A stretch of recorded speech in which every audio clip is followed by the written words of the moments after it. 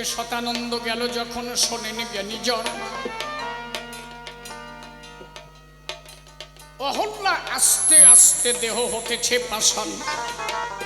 স্মরণ করল শতানন্দকে, এলো শতানন্দ ধারে, ডাক দিয়ে শতানন্দ বলে তাহার মায়ের গোচরে। এই অবস্থা কেন?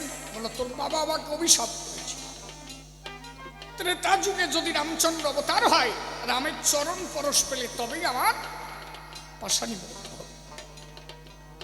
তখন শতানন্দ হেট মুন্ড উদ্ধ করে সাধনা শুরু করল।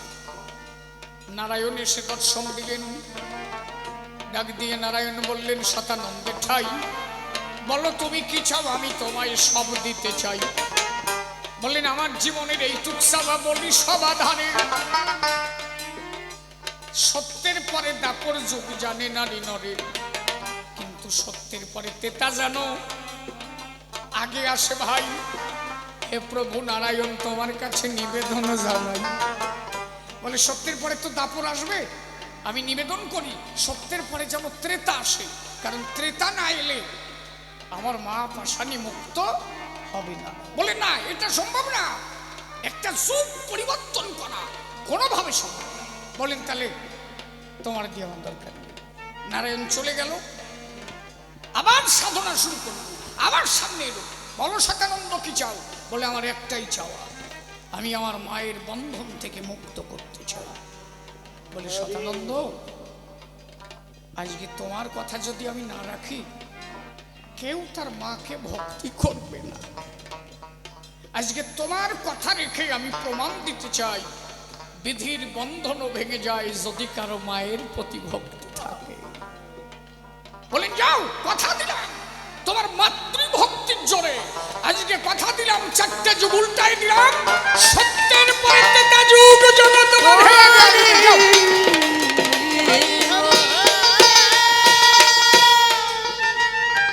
এই জন্য হরিচাঁদ ঠাকুর কহিলেন সব বাদ দাও, আগে মা বাবার চরণ সেবা করো। মা বাবার উপরে বিশ্ব পৃথিবীতে আর কিছু হয় না।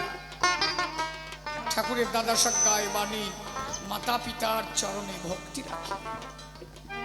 আর কি ঠাকুর কহিলেন স্বরলিপু থেকে দূরে থাকবে, চরিত্র পবিত্র ব্যক্তির প্রতি জাতিভেদ করিবে না।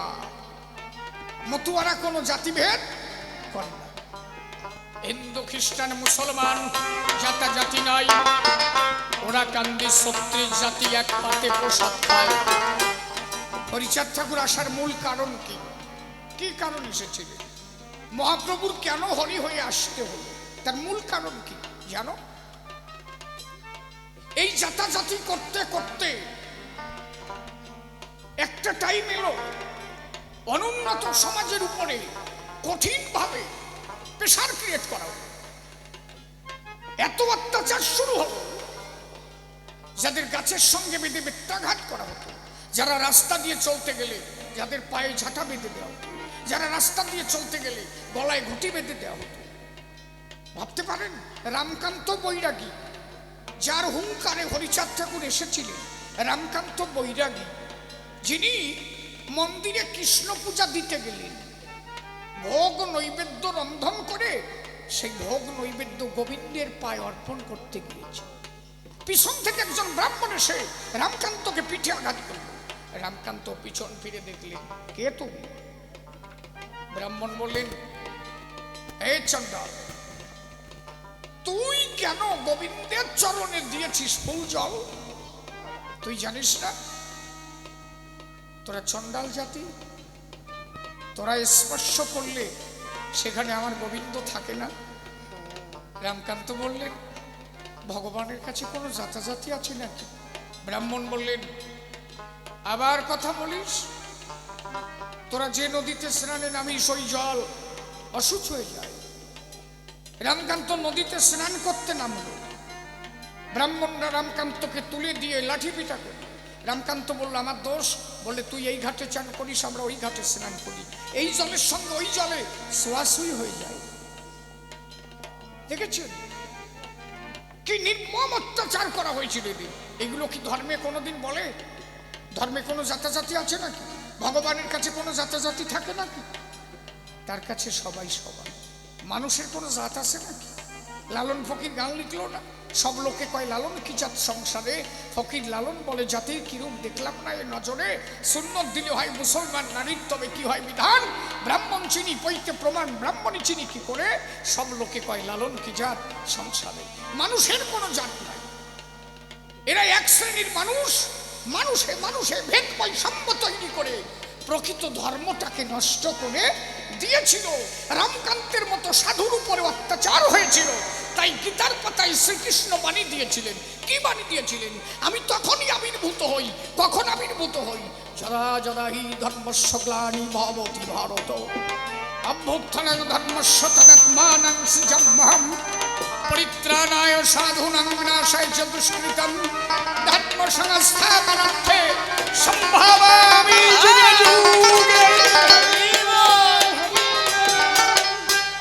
সাধুদের উপরে যখন হয় অত্যাচার, অধর্মের কালভেরি বেজে ওঠে চরাচর।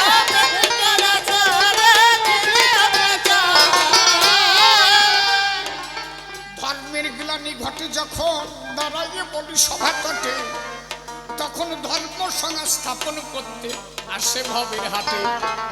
মানুষে মানুষে ভেদ বৈষম্য শুরু হয়ে গেল, লক্ষ লক্ষ কোটি কোটি মানুষ ত্রাহি করিতেছিল। ত্রাহি ত্রাহি রবে সবাই ডাকছে, তোমরা কোথায় ভগবান, এসে তুমি রক্ষা করো তোমার মানুষের জীবন। ভক্তের চোখের জল ভগবান সইতে নাহি পারে, তাই তো ভক্তের চোখের জল মুছাইতে এলেন হরিষার আচ্ছাদে। সেই ক্ষীরদ বিহারী আমারে বারোরা কান্দি গেল, প্রেমানন্দে বদন হরি হরি হরি বল।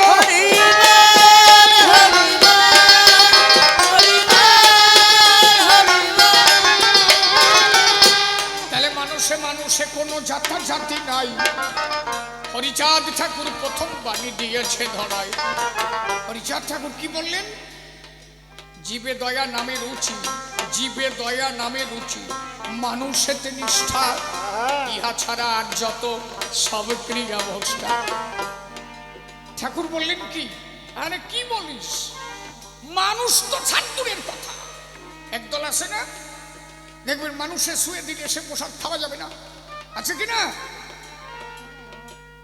স্পর্শ করলে তা খাওয়া যাবে না। আচ্ছা, আপনি তো মানুষে শুলে খাওয়া যাবে না। আপনি যখন ভাত বেড়ে নেন, তা আপনার ভাতের উপরে মশা মাছি পড়ে, ওরা কি আপনার দীক্ষিত নাকি? ওগুলো তালায় খান কি করে? একটা মানুষকে মাসির থেকেও ছোট ভাবা হয়, এগুলো কোনো ধর্ম নয়, মনে রাখবেন। এগুলো ভণ্ডামি ছাড়া আর কিছু না। চণ্ডীদাস কহিলেন সবার উপরে মানুষ সত্য, তার উপরে নাই। এই যেখানে আপনারা বসে আছেন, আপনি বলেন তো, আপনি আপনাকে চেনেন নাকি? আপনি আপনাকে দেখেছেন নাকি? আপনি অপর মানুষকে স্পর্শ করতে দিচ্ছেন না, আপনি আপনাকে চেনেন? আপনি কে? আপনার মাথায় যন্ত্রণা হবে, আপনি মেডিকেলে যাবেন, আপনি গিয়ে বলবেন কি, হ্যাঁ শিশির বাবুর মাথায় খুব যন্ত্রণা। কার যন্ত্রণা? হ্যাঁ কি রে, মাঝে মাঝে কি হয়, কিরিক দেখেন, হ্যাঁ শিশির বাবুর মাথায় যন্ত্রণা। তাহলে শিশির বাবুর মাথায় যন্ত্রণা, মাথাটা কার? শিশিরের, তাই তো? শিশিরের মাথায় যন্ত্রণা, মাথাটা শিশিরের। শিশির কোন? শিশির তারই তো খুঁজে পেলাম। শিশিরের না পাটা বাইয়ে গেছে। পা কার? শিশিরের। পা তো আর শিশির না। কথা বোঝা যাচ্ছে আমার? এই জমিটা মনে করেন সুধীর বাবু, এই জমিটা সুধীর বাবু, ওই জমিটা কার? সুধীর বাবু। তা জমি কি আর সুধীর নাকি? নাকি? তাহলে দেহখানা শিশিরের, শিশির তো দেহ না, শিশির হচ্ছে দেহি। দেহের মধ্যে যে দেহি, সে হচ্ছে শিশির। আমি নিজে তারে দেখছি না।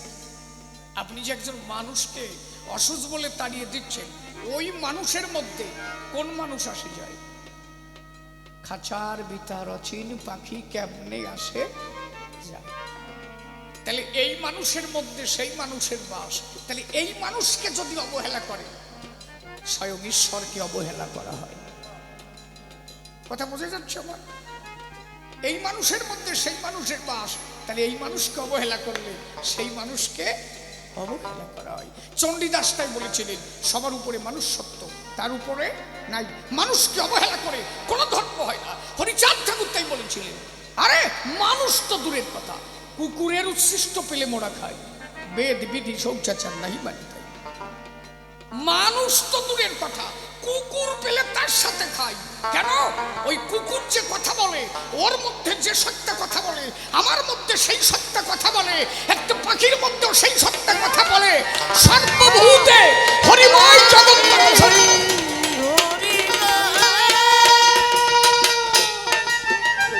প্রত্যেকটা জীবের মধ্যে সেই সত্য কথা বলে। তাহলে সেই সত্য যদি সবার মধ্যে থাকে, এত পার্থক্য কিসের? আমার কথা বোঝা যাচ্ছে কি? একদিন দক্ষিণ দেশে গোপাল সাধু পেয়দারা চিঠি লিখলেন ব্রিটিশ সরকারের কাছে, সাধু মশাই, আপনার বাবুই পাখিতে ধান খেয়ে যায়, আপনি কেন বারণ করেন না? সাধু মশাইয়ের কাছে গিয়ে নালিশ দিয়েছে। সাধু মশাই বলে, অত বনের পাখি ধান খেয়ে যায়, তা আমি বারণ করান কেন? কয়ে না না, আপনার তাল গাছে, আপনার এই খেজুর গাছে, আপনার নারকেল গাছে পাখি বসে খায়, আপনি 750 বিঘা জমি, আপনি বারণ করলে শুনি পাখি যায় না। বলে, পাখি তো গাছে থাকে, ওরা তো খাসার মধ্যে থাকে না। বলে, আপনার নামে কেস হয়েছে, এই পাখিগুলো আপনার। গোপাল সাধু বললেন, আমার পাখি? তাই? কই দেখি নোটিশটা। নোটিশে লিখেছে, গোপাল সাধুর পাখিগুলোতে আমাদের ধান খেয়ে যায়। গোপাল সাধু তার কোনো বিধি ব্যবস্থা করে না। অতএব ব্রিটিশ সরকারের কাছে নিবেদন, আপনারা এর একটা সুবন্ধ ব্যবস্থা করে আমাদের বাধিত করবেন।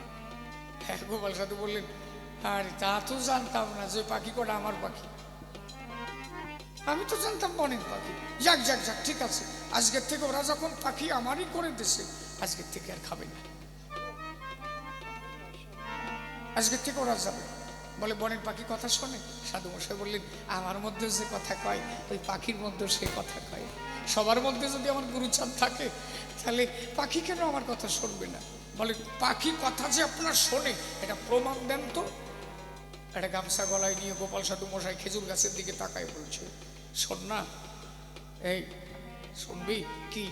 তোরা বলে আমার পাখি, তা তো আমি জানতাম না, আজকে আমার নামে কেস হয়েছে, আমি নাকি তোদের বারণ করি না? আয় আমার কাছে আয়। গোপালের 700 বিঘা জমির ধান গোলা বড়া, প্রত্যেক দিন সকালবেলা 1 বস্তা করে উঠোনে ঢেলে দেব। প্রতিদিন সকালে আহার করবি, বিকালে 1 বস্তা দেবো, খেয়ে যাবি। বারণ করলাম, আজকের থেকে আর কোনো জমিতে খাবি না। আমার হরি গুরুচাঁদের দোহাই, একবার উড়ে আয় আমার কাছে। তোরা যে আমার কথা শুনিস, ওদের প্রমাণ দে, তোরা যে আমার পাখি, আমি তো জানতাম না তোরা আমার। তাল গাছ, খেজুর গাছ থেকে পাখিগুলো এসে গোপালের মাথাতে পড়ে। কোন কোন পাখি এসে তার কাঁধের পর দাঁড়ালো। পেয়দারা যারা ছিল সবাই ধরে গোপাল সাধুর পায়, প্রেমানন্দে বদন ভরে হরি বল ভাই, হরি বল, হরি বল, হরি বল, হরি বল। একটা বনের পাখিও সাধুর কথা শোনে। আরে তা যদি না হবে, পাখি পক্ষ কথা শুনবে, তা তুমি সেইরকম না হলে শোনে না। নিজের কাম নষ্ট না হলে আর একজনের কাম যায় নাকি? হ্যাঁ, যেদিন মহাপ্রভু খান্ডি বনে হরিনাম করতে করতে যায়, পিছনে তার বলভদ্র মিথ্যা কথা নয়। চৈতন্য চরিতামৃত পড়ে দেখো কি লেখা আছে সেখানে। মহাপ্রভু হরিনাম করতে করতে যাচ্ছে, বলভদ্র পিছন থেকে দাঁড়ায় মহাপ্রভুকে বলছে, প্রভু আর একটু সামনে যাবেন না, হরি আর করি মানে হাতি আর সিংহ রাস্তায় শুয়ে আছে, আপনি যদি যান ওরা কিন্তু খেয়ে নেবে। মহাপ্রভু পিছন দিকে তাকালেন না, হরিনামে আত্মফালা নাম করতে করতে করতে করতে হঠাৎ করে হাতির গায়ে পা লাগলো। যে হাতি স্পর্শ পেয়েছে মহাপ্রভুর, হাতি মনে মনে ভাবছে আমার এমন শুভ দিন আর হয় কিনা। হাতি উঠে তখন সিংহের সঙ্গে কোলাকুলি দিয়েছে, আয় ভাই এমন দয়াল এসেছে, আমরা সবাই মিলিয়ে হরিনাম হরিনাম।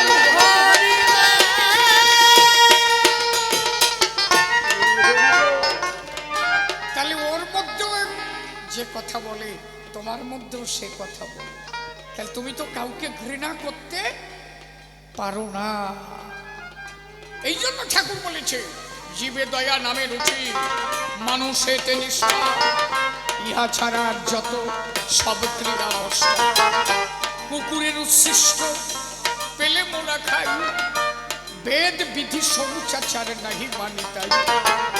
একটা কথা বলেন তো, এই যে এই জায়গাটা, এটা কি নাট মন্দির করা নাকি? না, বোধ হয় কোন স্টেজ করে, তাই তো?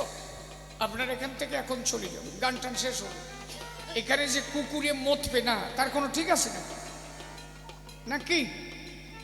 আপনারা চলে যাওয়ার পরে যে জায়গায় যে কুকুরে প্রস্রাব করবে না, এরকম কোনো গ্যারান্টি আছে না? করতেই পারে। তাহলে এখানে এসে মতুয়ারা মাতাম দিচ্ছে, এমন ভাবে মাতাম হচ্ছে প্রেমীর ঘর হয়ে গেছে। কোনো কোনো ভক্ত প্রেমিক হয়ে গেল, দেখা গেল কুকুরের পায়খানা আছে, প্রস্রাব আছে। ভক্ত যখন প্রেমের ঘরে গেছে না, ওই পায়খানাও লক্ষ্য নাই, প্রস্রাবও লক্ষ্য নাই, ওর মধ্যে কিন্তু তখন গড়াগড়ি যাচ্ছে, তার কিন্তু আর কোনো লক্ষ্য নাই। তাহলে মানুষ যখন প্রেমিক হয়ে যায় তখন সে কুকুরের উচ্ছিষ্ট খায়, তার কাছে আর কোনো পার্থক্য থাকে না। বোঝো না? সনাতন গোস্বামী গিয়ে যখন নদীর কূলে দাঁড়ালো, পার হবে কি করে? একটা কুম্ভীরিনী, তারও গোসার গান পড়ে দেখবা, গৌর প্রেম লেগেছে জানে, গৌর প্রেম লেগেছে জানে করে সেই অনুশীলন, সোপে গৌর পদে মন সেই অনুশীলন, প্রেম কি ভুলিতে পারে, গৌর প্রেম লেগেছে জানে। ওর মধ্যে কলি আছে, সনাতনে কুম্ভীরিনী পার করে, গৌর প্রেম লেগেছে জানে। সনাতন যখন নদীর পাড়ে দাঁড়ালো, একটা কুম্ভীরিনী এসে পিঠ জায়গায় দাঁড়ালো। সনাতন ভাবলো কি হয়তো গোবিন্দ আমার জন্য একটা ডিঙি নৌকা পাঠায় দিয়েছে। কুম্ভীরের পার পিঠে উঠে সনাতন পার হয়ে যাচ্ছে। সনাতনের লক্ষ্য নাই যে একটা কুম্ভীরের পিঠে আমি দাঁড়িয়ে আছি। কেন জানো? মানুষ তখন প্রেমিক হয়ে গেলে তারা জাগতিক লক্ষ্য থাকে না, সর্বভূতে হরিময় জগৎ দর্শন।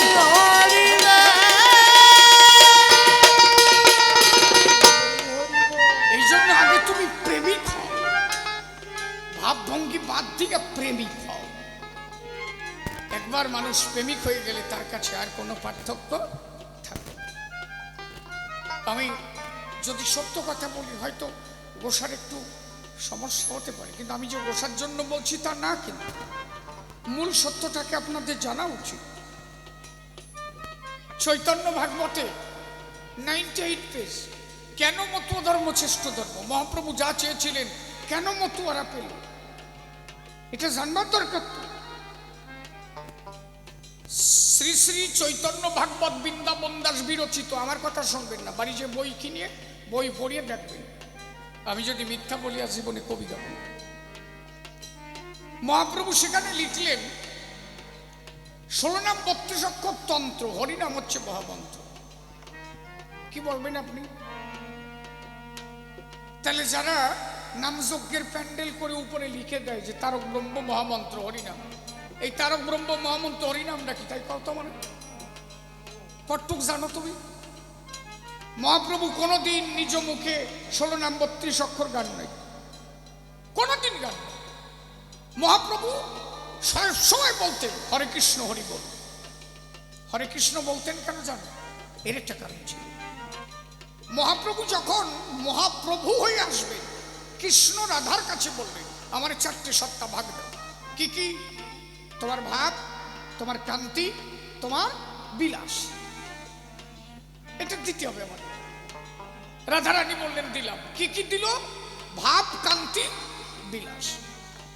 তাহলে রাধার ভাব যদি কৃষ্ণ পায়, এই আমি কবি গাই, আমার ভাব যদি আর একজন পায় সেও কবি গাবে। তাহলে রাধার ভাব যখন কৃষ্ণ পেল, কৃষ্ণ যখন গৌর হলো, রাধার ভাব ছিল কি? কৃষ্ণ বলে কান্না করা। এই জন্য মহাপ্রভু সদা সর্বদা হা কৃষ্ণ বলে কান্না করত। তার প্রমাণ যখন বৃন্দাবনে মহাপ্রভু গেলেন, সুখসারি দুটো পাখি বসেছিল গাছের ডালে। মহাপ্রভু সুখের কথায় সুখ না পেয়ে শারীর কথায় আনন্দ পেয়েছিলেন। কেন?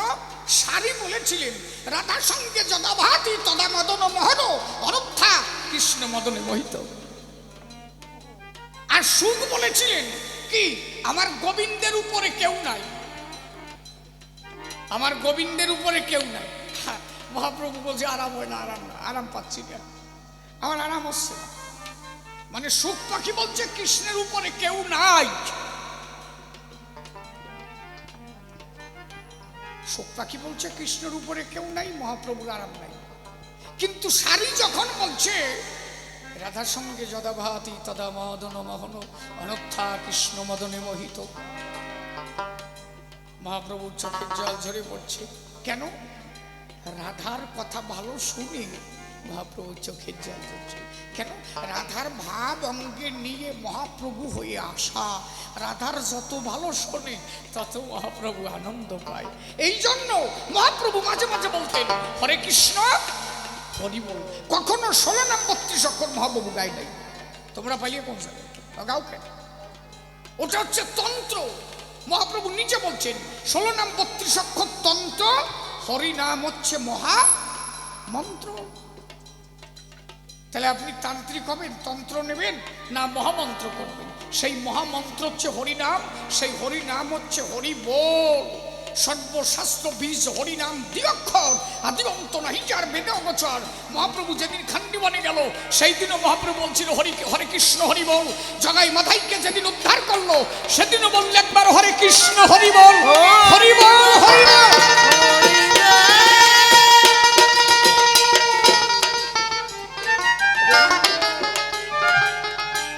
আর একটা জায়গায় মহাপ্রভু বললেন, কি বললেন? আদি খণ্ড, শ্রী শ্রী চৈতন্য ভাগবত আদি খণ্ড। মহাপ্রভু সেখানে বললেন কি, যদি কেউ আসতে মালা কথা বলিস রে, কারারে কাকে বাড়িতে। মহাপ্রভু আর এক জায়গায় লিখলেন, উনি বললেন, লিখলেন কে? বৃন্দাবন দাস। শ্রী শ্রী চৈতন্য ভাগবত, গৌরলীলার 3টে প্রামাণ্য গ্রন্থ, শ্রী শ্রী চৈতন্য ভাগবত, শ্রী শ্রী চৈতন্য চরিতামৃত আর শ্রীজীব গোস্বামীর চৈতন্য মঙ্গল। তা শ্রী শ্রী চৈতন্য ভাগবতে আদি খণ্ডে মহাপ্রভু বলছেন যদি কেউ মালা টিপে হরিনাম করেন তিনি যতটুক ফল লাভ করেন, আর যিনি উচ্চকণ্ঠে হরিনাম করেন তিনি 100 গুণ ফল লাভ বেশি পান। অপরাধ নেবেন না, আমি মূল সত্যটাকে তুলে ধরছি। সবার জন্য তো প্রযোজ্য নয়, আপনি মালা টিপে করবেন না তার না, সেটা আপনার বিষয়, তাই না? মহাপ্রভু যা বলছেন আমি তাই বলছি। মহাপ্রভু বলছেন যদি কেউ মালা টিপে হরিনাম করে তিনি যতটুকু ফল লাভ করেন, আর যিনি উচ্চকণ্ঠে হরিনাম করেন তিনি ফল লাভ বেশি করেন। এখন মহাপ্রভুর কাছে জিজ্ঞাসা করা হলো, যদি বাড়ি চৈতন্য ভাগবত থাকে পড়ে রাখবেন আদি খণ্ড। আমি বলে গেলাম তো, বাড়ি যে পড়ে রাখবেন। শিশির কইছে বলে মানবো তা না, নিজে পড়ে দেখো বাড়ি। কি বলছি? মহাপ্রভুর কাছে জিজ্ঞাসা করা হলো আপনি এ কথা বললেন কেন? মহাপ্রভু বললেন যদি কেউ মালা টিপে হরিনাম করে সে একা একা তরে, একা একা তরে, অপরকে তরতে সাহায্য করে না। কিন্তু যদি কেউ উচ্চকণ্ঠে হরিনাম করে, গাছের ডালে যদি পাখি থাকে সেও সেই হরিনাম শোনে, রাস্তা দিয়ে যদি কোনো পাষণ্ড যায় সেও সেই হরিনাম শোনে। এই জন্য উচ্চকণ্ঠে হরিনাম করতে সবাইকে নিয়ে মানুষ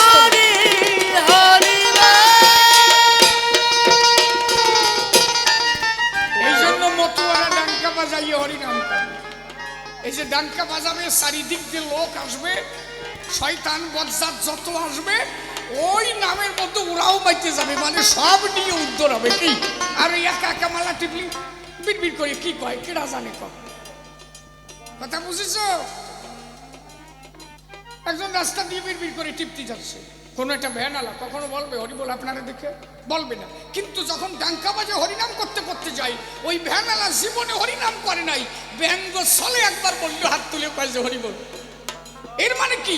আপনার দলের কারণে, আপনার উচ্চকণ্ঠে হরিনামের কারণে ওই ভ্যানালা একবার বললেও হরিনাম করেছে। এই জন্য বিশ্বকবি রবীন্দ্রনাথ ঠাকুর তার একটা কবিতার ভাষায় বলেছিলেন, বৈরাগ্য সাধনে মুক্তি সে আমার নয়, অসংখ্য বন্ধন মাঝে মুক্তি প্রেমানন্দময়। আমি বৈরাগী হয়ে একা একা মুক্তি পাবো এটা চাই না, আমি সবাইকে নিয়ে মুক্তি পেতে চাই। সেই ধর্ম হরিচাঁদ ঠাকুর দিলেন। হরিবল।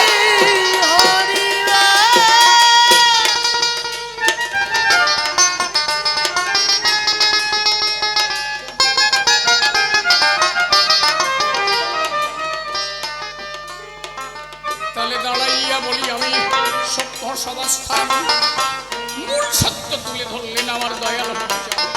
আর কি করছি, আর সেসব তো করলাম, বুঝিস না?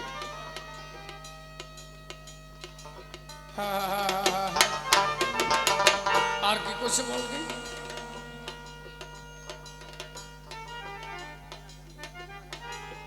হরিগুরুচাঁদ ঠাকুর দিল, হরিচাঁদ ঠাকুর কি দিল তা তো এত সময় ধরে করলাম নাকি? এই এক প্রশ্ন নিয়ে রাত ভরি থাকলেও তো শেষ হয় না নাকি?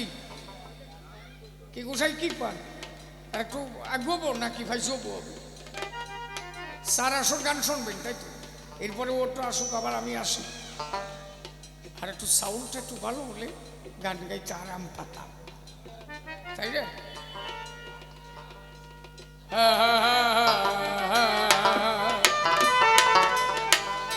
আমার গোসাই গুরুচাঁদের বাড়ি, সেই মানুষে সেই দামি প্রেম বন্যায় ভাষায় বলি, হীরামন তাই ঝাঁপ দিলে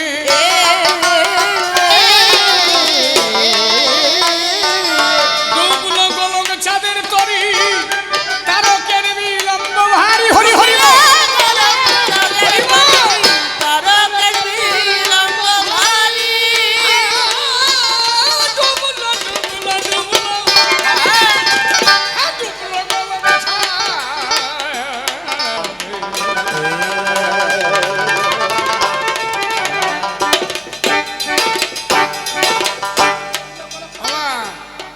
চলে যাচ্ছ নাকি মা?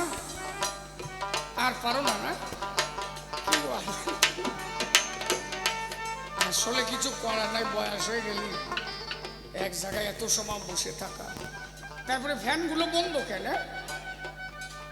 ফ্যানগুলো চালাই দিলে তাও তো ভক্তর একটু আনন্দ পেত। ফ্যান চলে না, তা বন্ধ রাখছো কেন? গান হলি তারপরে চালায় রাখবা রাত ভরি, তাই করেন।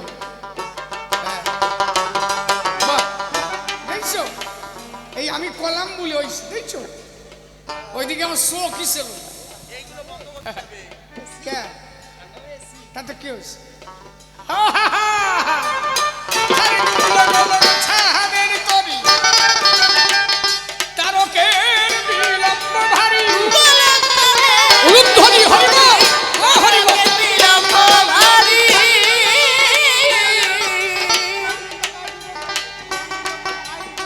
ওই যে কয়জন চলে গেল ওনাকে যে খবর দাও যে ফ্যান চালাইছে, দেও ফিরে আসে নাকি? আসতে পারে খবর দাও যে ফ্যান চালাইছে, অসুবিধা নেই।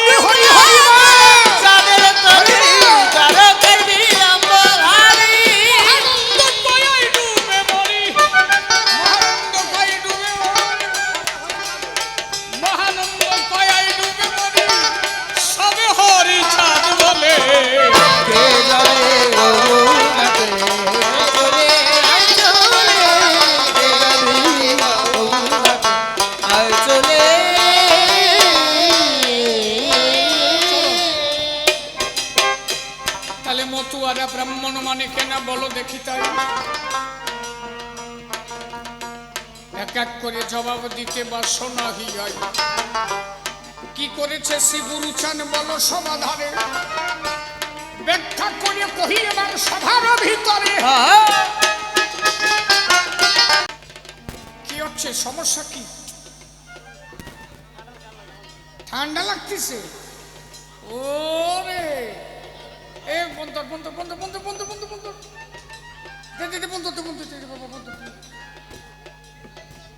হ্যাঁ হ্যাঁ, আমার তোলা দিয়ে সোতায় যায় আর তোমার ব্রাহ্মণ। এই যে বামুনের বিরুদ্ধে লড়াই প্রথম কে করেছিল?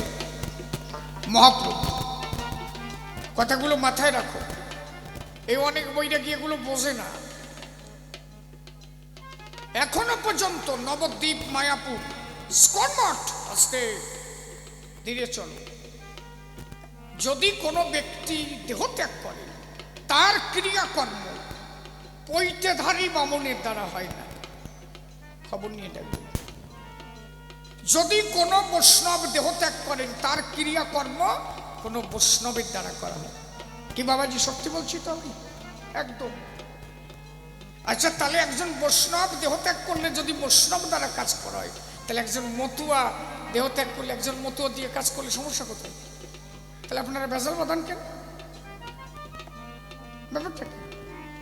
এই গন্ডগোল বাঁধাবেন কেন আপনারা? কোনোদিন আপনারা শুনেছেন যে নবদ্বীপে গন্ডগোল হয়েছে, একজন বৈষ্ণব মারা গেছে, একজন বৈষ্ণব তার কাজ করেছে বলে? হয়েছে কি? এর বহুদিন আগের থেকে চলছে। তাহলে একজন মতুয়া মারা গেলে আর একজন মতুয়া তার বিরোধিতা করে কেন? যে বাউন দিয়ে কাজ করাতে হবে? না না, একজন ব্রাহ্মণ দ্বারা কাজ হবে। সেই ব্রাহ্মণকে যার 9টা গুণ থাকবে চরিত্রের, ব্রাহ্মণ হয় 9 গুণে আর বৈষ্ণব হয় 7 গুণে, একজন মতুয়া হয় অনন্ত গুণে। তাহলে একজন মতুয়া দেহত্যাগ করলে আর একজন মতুয়া দিয়ে যদি কাজ করা, সেখানে আর কোনো পার্থক্য থাকে না। এটা প্রথম দেখাইছিলেন মহাপ্রভু জবান হরিদাসকে। বলছে, হরিদাস, এরা তো ব্রাহ্মণ মানে না, প্রকৃত ব্রাহ্মণ কারে কয় শুনে যাও। হরিদাস নিজে আগুন জ্বালিয়ে দেখালেন। সেদিন টিকিধারী বৈষ্ণব এই ব্রাহ্মণরা তারা তখন মানতে বাধ্য হয়েছিলেন যে প্রকৃত ব্রাহ্মণ কারে বলে। হরিদাস মুখ দিয়ে ফু দিয়ে আগুন জ্বালাইল। সেদিন থেকে জগতে প্রমাণ হয়ে গেল, তাহলে প্রকৃত ব্রাহ্মণ কবু সুতোর দ্বারা নয়, এটাই একমাত্র হতে পারে ব্রহ্ম জানানো দ্বারায়। অন্তর দিয়ে ভেবে দেখো, বলি সভাস্থান, এই ব্রাহ্মণ দিয়ে কাজ করে মতুয়া প্রধান। সেই ব্রাহ্মণ কারা কারা বলি সবার ঠাই, সে যে কোনো মানুষ হতে পারে, তার জাতাজাতি নাই। হিন্দু, খ্রিস্টান, মুসলমান যে কোনো মানুষ হয়, ব্রহ্মকে জানায় আগে পুরো দরকার রয়। তারাইয়া বলি আমি সভ্য সমাজস্থান, বসে বসে শোনেনি যত ভক্ত জ্ঞানী জন, তারে জানতে গেলে কোনো জাতাজাতি নয়, প্রকৃত ব্রাহ্মণ বলে প্রণাম করি তাহার পায়। অন্তর দিকে ভেবে দেখো, বলি সভাস্থান, পুরোহিত দর্পণে লেখা মিথ্যা নয় বচন। এই ভালো রে, জীবনে পারবি না তো। পুরোহিত দর্পণে লেখা 1002 পেজ, সুরেন্দ্র, হ্যাঁ সুরেন্দ্র ভট্টাচার্য, হ্যাঁ ভট্টাচার্য, আমার লেখকের নামটা সঠিক মনে পড়ছে না, সুরেন্দ্র মোহন ভট্টাচার্য। পুরোহিত দর্পণ 1002 পেজ, সেখানে দেখবেন লেখা আছে। কি লেখা আছে সেখানে? লেখা আছে, কোনো মানুষ যদি এই দেশ ছেড়ে ইহলোক ছেড়ে পরলোকে গমন করে, সেই বাড়িতে যে শ্রদ্ধা কর্ম করা হয়, যা কিছু দান করুক, যাগ যজ্ঞ দান ব্রত যা করবে সব বিফল। আমার কথা বলছো, সে বাড়িতে দান যাগ যজ্ঞ যা করবে সব বিফল, কোনটাই কাজ হবে না যদি সে বাড়িতে হরিনাম না করে। তোমাদের যে বাড়ি কোনো মানুষ দেহ ত্যাগ করেছে, তোমাদের কোনো বামুন এসে বলেছে যে তোমার বাড়িতে হরিনাম করতে হবে? বলছে কারে কারে? বলেছে কি? বলে নাই। কিন্তু ওনাদের পুরোহিত দর্পণে লেখা, যে বাড়িতে কেউ দেহ ত্যাগ করবে, যদি সেই বাড়িতে হরিনাম না হয়, তে যা কিছু করবে সব বিফল। তাহলে যা কিছু করবে সব যদি বিফল হয়, ও সাথা করবো কেন? এই জন্য মতুয়ারা এক হরিনাম দিয়ে সব সারে। জয় হরি বল, হরি বলে মতুয়ারা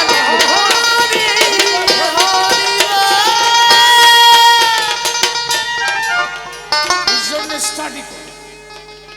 ওরা তো আগে যা বলতো তাই, ওরা বলতো, ওরা জানতো যে এরা শিক্ষিত না, এদের যা বলবো এরা তাই মানবে।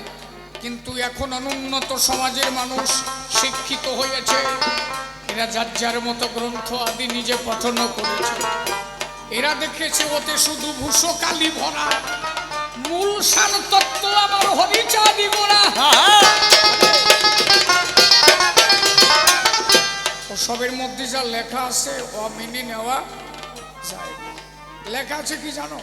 এসব যদি শোনো, ও মানে কোন শালায় লেখা আছে, একটা মেয়ের যদি স্বামী মারা যায়, যেদিন থেকে স্বামী মারা যাবে সেই দিন থেকে তার স্ত্রীর চুল শেষে ফেলতে হবে। যিনি বৈধব্য দশা প্রাপ্ত হবে তার মাথায় যেন কোনো চুল না থাকে। যারা বামুন মেনে কাজ করে, ওই পৈতে নিয়ে কাজ করে, ওদের পুরোহিত দর্পণে লেখা, সব টাক হয়ে যেতে সাইচিয়ে সুচিয়ে কম। যে বউটা বৈধব্য দশা প্রাপ্ত হবে তারও টাক হয়ে যেতে হবে। এটা মানে দেবী ভাগবতে লেখা আছে যে মা বাবা মারা গেলে চুল ফেলতে হয় কেন? বলছে যত পাপ যাইয়ে চুলে জড়ায়, এই জন্য চুল ফেলে দিলি পাপ চলে। কত বড় ফাজিল কথা! আবার বলে যে ওটা পুরুষের বেলায়, মেয়েদের বেলায় আলাদা। বলো মেয়েদের চুল ফেলানো লাগবে না, মেয়েদের যদি মাজা সমান চুল হয়, ওই চুলের আগায় গিয়ে 2 আঙুল বরাদ দিয়ে পাপ জড়ায়, ওই চুল আগা দিয়ে 2 আঙুল কেটে ফেললি পাপ চলে। বাহ, কি সুকৌশল করে লেখছে বুঝেছ? এর মানে কি যে ও দেখলো কি যে যদি ওই বাড়ির বউটাও চুল ফেলায়, তাহলে ওর বাবা শ্রাদ্ধ যাইয়া সংসারের শ্রাদ্ধ।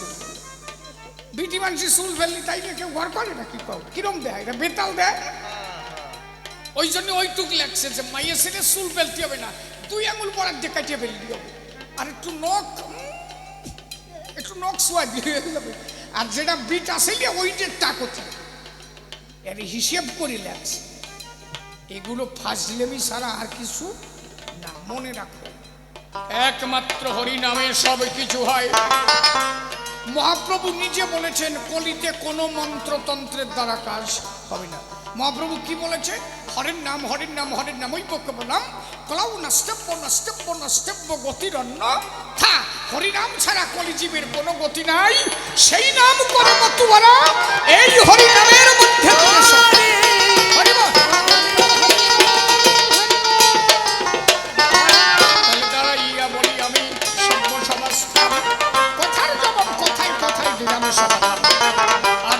বেশি কথা আমি বলবো না, ছেড়ে দিয়ে যাবো আমার কবির। সে গুরুচাঁদ কি দিয়েছে বলি সবার ঠাই, পরের আসরে এসে জবাব দিতে প্রথমবারে পর্যন্ত করে যাব শেষ, থাকে না তাহার মধ্যে ভাবেরও আবেশ। আর তবে বেশি কথা বলবো না, ছেড়ে দিয়ে যাবো আমার কবির কল্পনা। প্রথমবারে পর্যন্ত শেষ করতে চাই, পুনরায় এসে দাঁড়াবো ধর্মসভার গায়ে। এরপরে কালা বাবা সভাতেই আসিবে, তাহারও ভাবের কথা খুলিয়া কহিবে।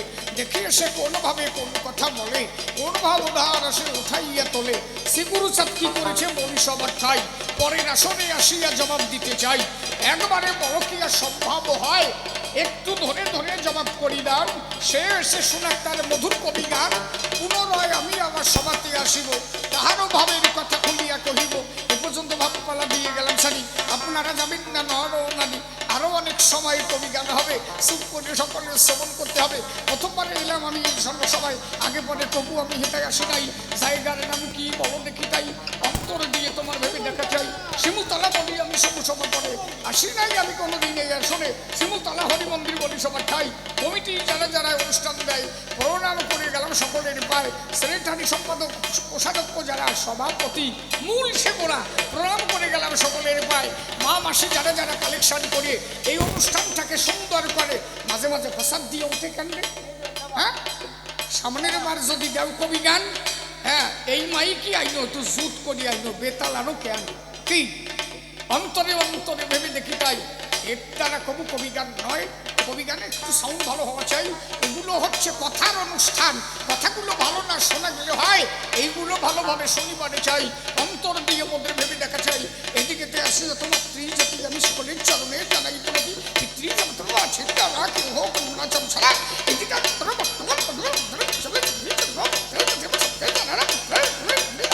এই পর্যন্ত প্রথম পরে ভাগ ভাত হরা জয় জয় হরি গুরু ঝাড়